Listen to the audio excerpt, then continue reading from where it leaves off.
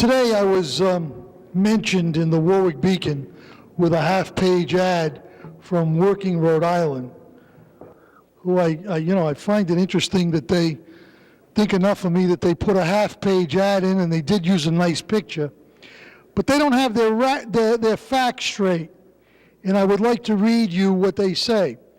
Representative Joe Trillo, Republican District 24, has recently mailed a letter to Warwick residents about some issues facing our state and local government.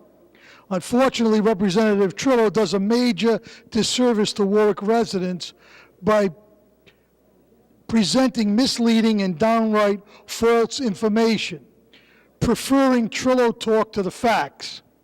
And one of the issues that they call me to is that in the newsletter, and you've heard me mention that I send out a newsletter every year to my constituents. In the newsletter, I mentioned that 25% of the adults in Rhode Island receive welfare. 25%.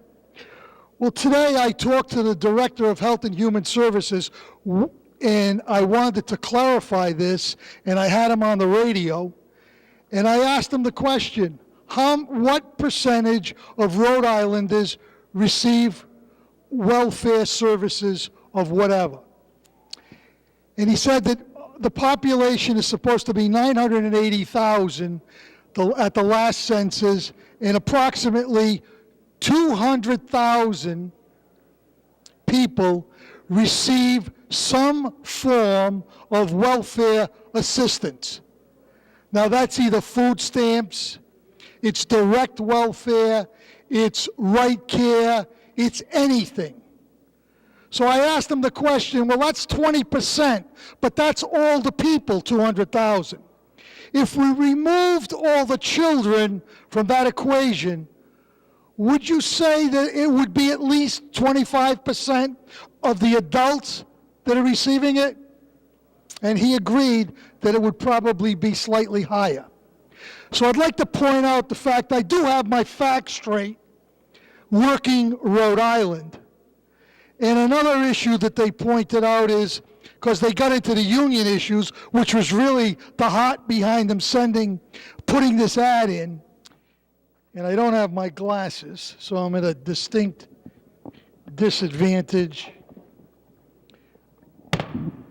But I have my three-wheel chair here that I can...